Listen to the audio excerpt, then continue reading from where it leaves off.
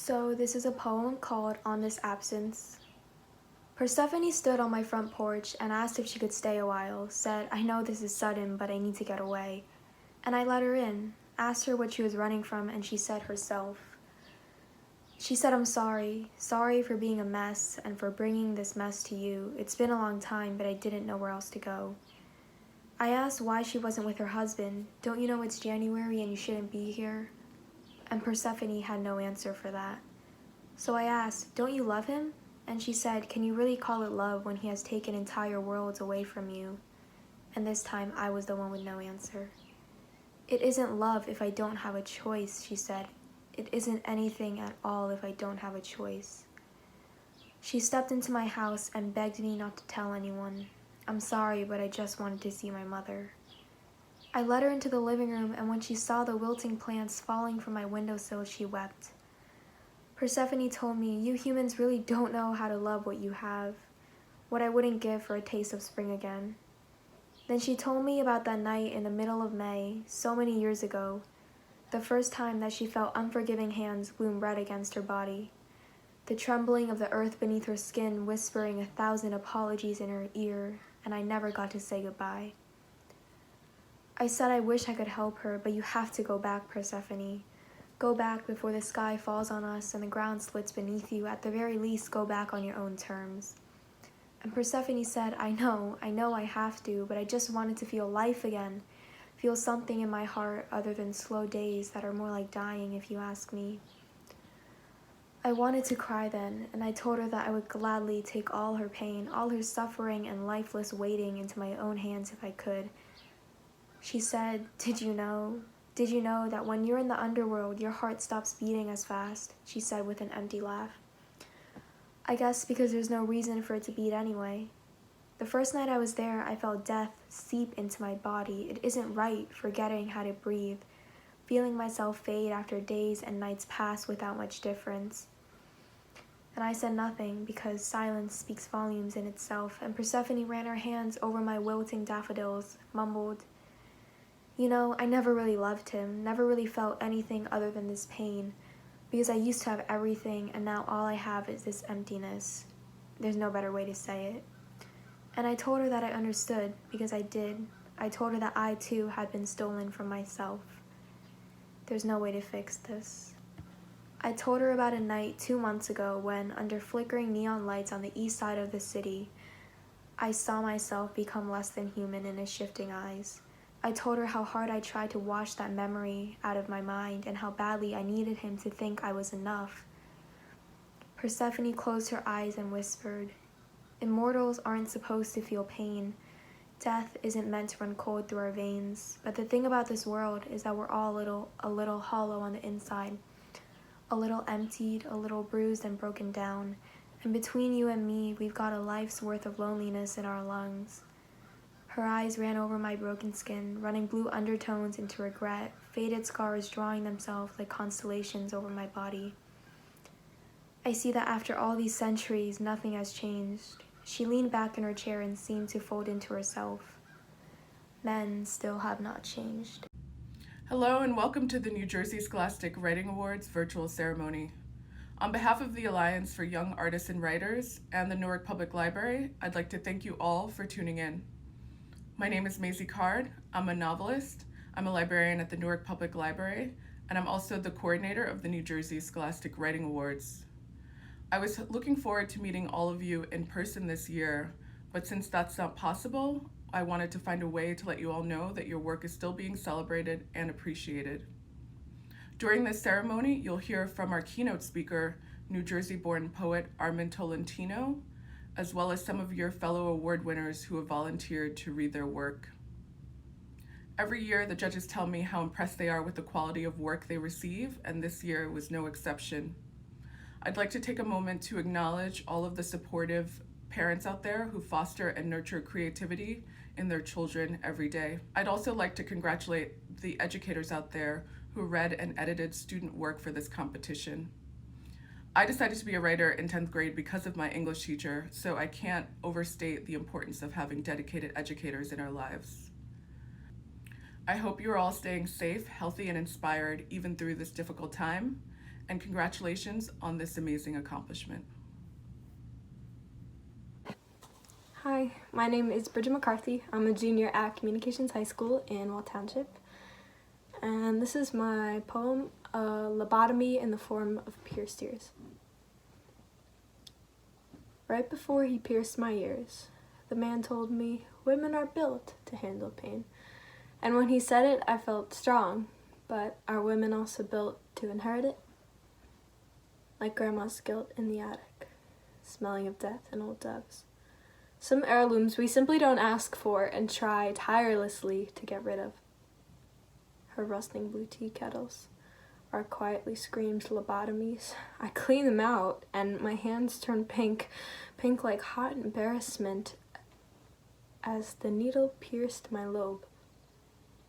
I felt the pain secondhand, like a mother watching her child get hit by her father, being too afraid to say anything for her own sake. Done, the man said, covering my pain with a fake diamond. Thank you. Sailor Boy. Hello, little sailor boy. Chest puffed, hair mussed. The world has expectations for you. Hark, little sailor boy. Stay by your father's side. Prepare for the imminent journey. Learn, little sailor boy, to love this raging beauty, and let the sea breeze envelop you. Attention, little sailor boy. Hoist with strong arms a flag to adorn your ship. Lead on, little sailor boy. Responsibility on your shoulders, eager-faced men at your command. Beware, little sailor boy. A tempest is heading your way. Lives will stain your untried hands. Hang on, little sailor boy, as lightning strikes the hull and waves swallow up the screams. Be brave, little sailor boy, as your lifeboat trudges on with its few despairing men. Return, little sailor boy. Do not fear she who once beckoned you with open arms. Repeat, little sailor boy. Settle beside a new stern and rebound with twofold passion. Hi everyone, my name is Yejin Sa, and today I'm going to be reading part of a poem of mine called Spanning Res Publica. History repeats itself, first as tragedy, second as farce. 1. The Emperor fades. Fuzzy, from diuretics, thinks the grooves of my eyes 16 years too old, thinks I'm somebody else, asks my name. I know it's temporary, but I wish I could thread my fingers through his lull like a woven sheet of neurons and pull. Stretch ephemeral constellations to an eternal moment, so he would forget forever and I would forget little. I would dither away to sweet whisperings. There raises a feeling into me, crawling fires, foaming in sunblood, draconic blaze, churning high up in my face, and I stand ashamed. Who, he asks, who are you and who am I? To bookend timelines, chop dreams at cuts, where unpleasantries end and pleasantries begin, to remember lapses of human chronicles in a glimpse through galloped grasses, to peer through a two-way at your own memories. If the reflection of your finger meets your own, you have discovered a double-sided mirror, but this only works for glass. There stretches an interminable distance between your reflection and your real thumb in an acrylic, so it would be impossible to tell for sure if someone is watching or not. 2. The Emperor was once. Long ago he reigned the mandate of heaven. Long ago dragons laid rest at his feet. His curlicued shoes great beasts pressed wet lips to, and at his side rested a silver snake queen. I can see his veins a-quiver, icy streams against shredded waxed skin, jutting bones, milky strands of hair, not ivory, but colorless. You're not with her anymore, says my father, the haughty prince. She lives in another home, another castle, another reigning monarchy, for the king has no real sway if the court is coaxed by another man, a lesser man, a man of no real note. A caliph, a sovereign, a pharaoh, the king may ring brass and pluck feathers to be heard, for the court and the guard and the people stand under his control, but they would never submit. Loyalties lie elsewhere, and power shifts, nations capsize, profits soar, and fortunes plunge, but there is always a call for betrayal.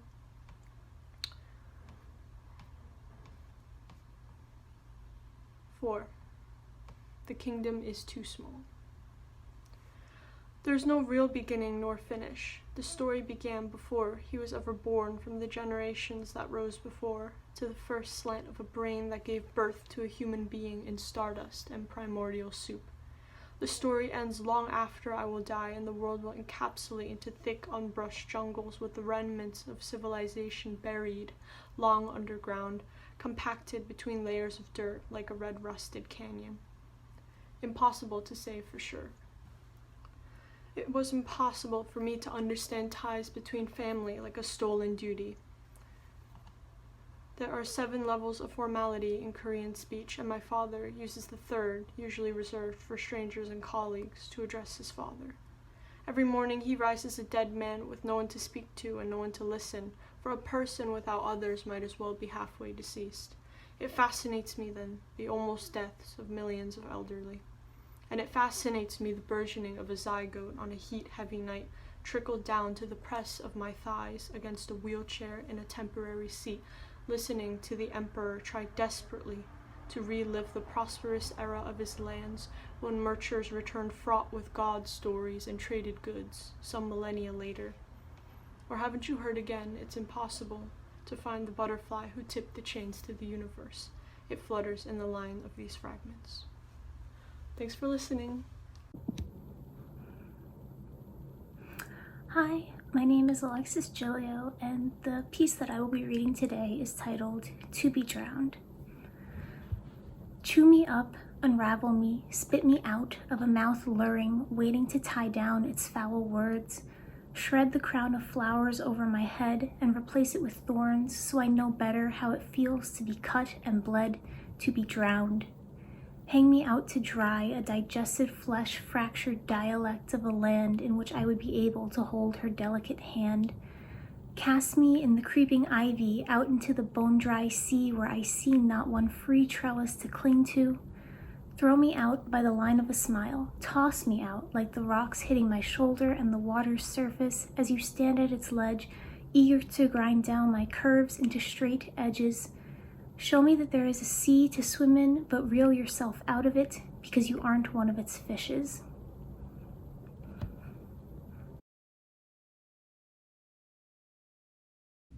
It's my pleasure to introduce our keynote speaker, Armin Tolentino. Armin Tolentino is the author of the poetry collection We Meant to Bring It Home Alive, published by Alternating Current Press. Born in Lincoln Park, New Jersey, he earned an MFA at Rutgers University, Newark, and currently does anti-poverty work in Portland, Oregon. Hello, New Jersey Scholastic Award winners. I'm so honored to virtually celebrate your achievement today. My name is Armin Tolentino. I use he and him pronouns. I'm a poet greeting you from Washington State, but I was raised in Lincoln Park, New Jersey. I went to high school at DePaul Catholic. I went to undergrad for chemistry at TCNJ, and I earned a graduate degree in creative writing at Rutgers in Newark. So I'm Jersey through and through. And the first message I want to send you as a transplant is don't take for granted how good your pizza and bagels are. It's just not the same in the rest of the country. The second message I want to send you as a fellow writer is about your work.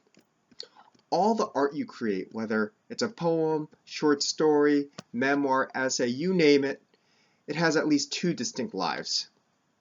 Today, you're rightfully being celebrated for your work's second life. This is the life where the art you created is now in the world, reaching other people's hearts and imagination. You made an impact on your readers and fans. This award is just confirmation of that.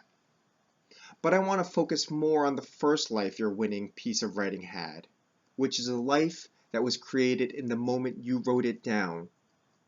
As you were wrestling with the words and images and rhymes of your winning piece, you brought to life some piece of art from nothingness. And that act of creation had an effect on you. It transformed you just by writing it. And that matters whether anyone else in the world reads it. Think back. Do you remember what it felt like when you finally figured out how to end your poem? Or when you nailed a piece of dialogue? Or you invented a metaphor that was just so original and said exactly what you wanted it to say? That was a good feeling, right? You might have felt proud or relieved to finally say something that's been bottled up in you too long.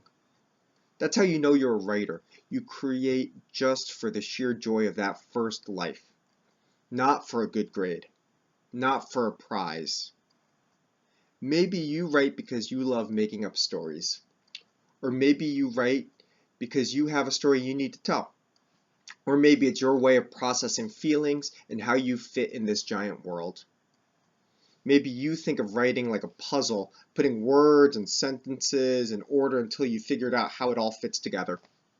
Whatever the reason, your work's first life is all about you engaging in this act of creation. That always has to come first, before you worry about how other people will read it or whether they'll like it.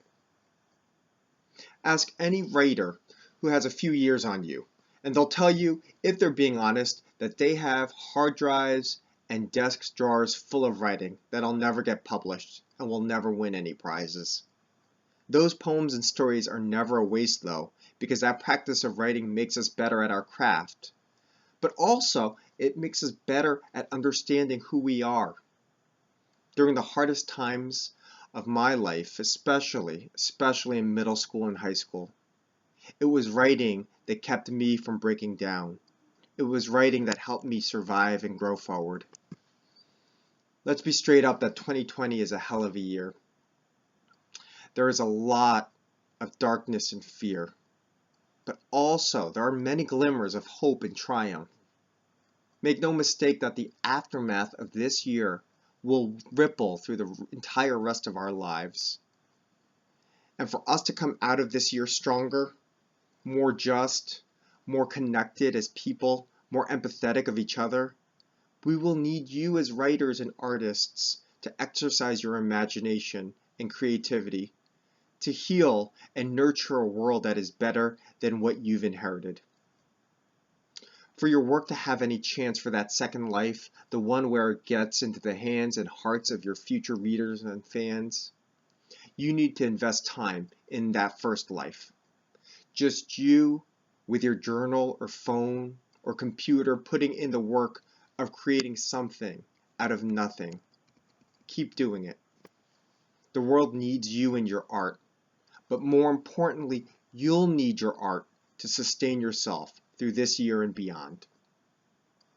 Thank you for this opportunity to celebrate your achievement in your creative lives. Congratulations on this honor. Be proud of yourselves. You've made something special. Use this moment, please, as a springboard to keep growing as writers and human beings. I look forward to reading your work and having your books on my shelf in the not-too-distant future. Take care.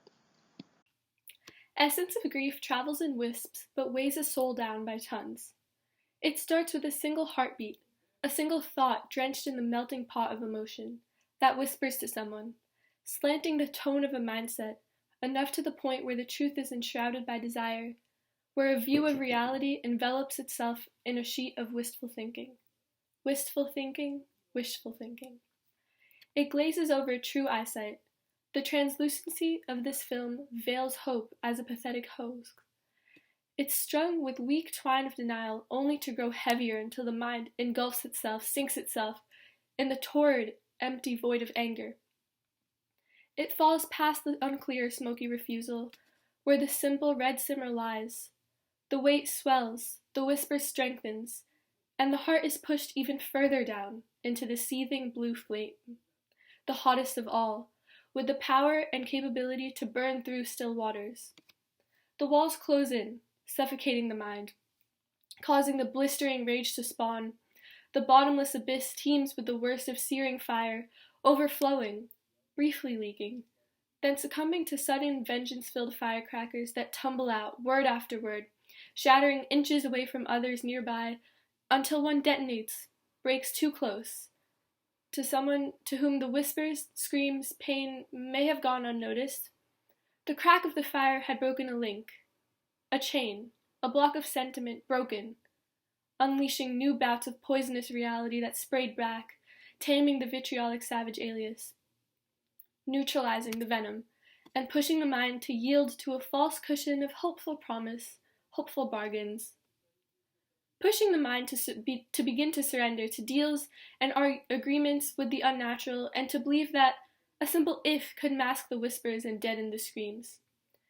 The sense of negotiation pleads its way through each nerve, pairing hand in hand with the gut-wrenching urge of remorse, and still the softer remains of the whispers, if only. 2 little words. 2 little words besieged by incomprehensible capability for an optimistic expectation to yearn. 2 little words bearing the power to break through the whispers and break through the pain, but only until you're broken-hearted. The severed pieces of the heart never fit together quite the same again. They'd held variations of inverse ecstasy hidden and hostage, and radiated fake sufficient happiness with counterfeit grace until the whispers break the glass, break the case. Despair seeps out of each crack, each gap. It's carried with blood through veins until eventually the body aches with holding down the weight of the whispers. Time then serves as a healer, where the screams eventually suppress, and the whispers, like an old friend, become part of the mind. The mind that finally murmurs back, stifling most of the mumbles that caused the original agony.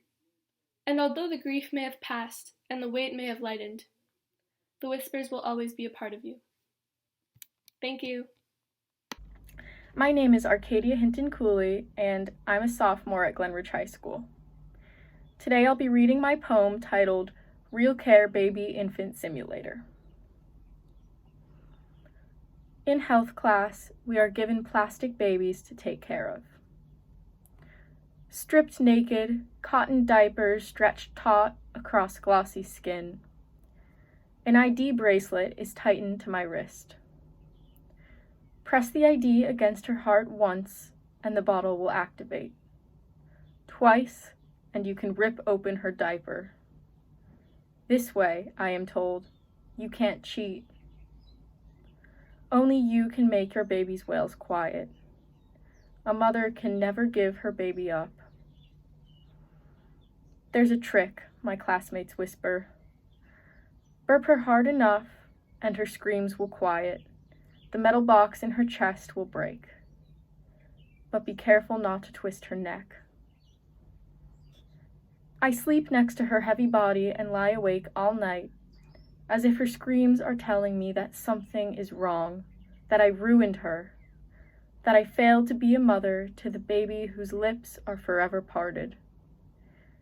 Baby who cries from a hollow voice box buried beneath smooth skin.